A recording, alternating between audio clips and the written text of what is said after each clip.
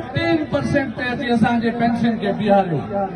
माना गवर्नमेंट जो कोई भी मुलाज़िम रिटायर थे तो हुननि खे पेंशन भी न मिले, हुननि जी जेका सो बकाया ज़िंदगी भी अज़ाब में गुज़रे, तकलीफ़ में गुज़रे, जेका असांजी पेंशन मुलाज़िम जी ज़िंदगी जे आख़िरी हिस्से में सहारो आहे, उहा भी गवर्नमेंट असांखे खसण जी कोशिश करे रही आहे।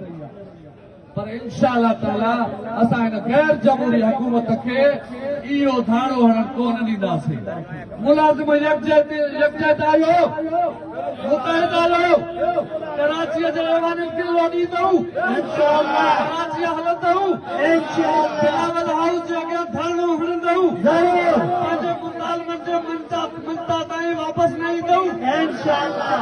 सभु ॿुधी छॾियो सभु मुलाज़िम त ही अव्हां जे हक़नि ते अहिड़ो धाड़ो आहे जंहिंसां अव्हां जी बकाया ज़िंदगी जो हक़ खसियो थो वञे, असांजे तव्हांजे औलाद जो हक़ खसियो थो वञे, छो त इन्हीअ में अव्हां जो ख़ानदान शामिल आहे, अव्हां जे औलाद जी तालीम शामिल आहे, अव्हां जे औलाद जो मुस्तक़बिल शामिल आहे। जेका हुकूमत अव्हां जो मुस्तक़बिल खसे, अव्हां जी बकाया ज़िंदगीअ जे जीअण जो हक़ खसे, त पोइ सम्झी छॾियो त हाणे असांजी जंग उन मरहले में शामिल थी वई आहे जिते इहो मुहावरो हलंदो आहे, डू आर डाई।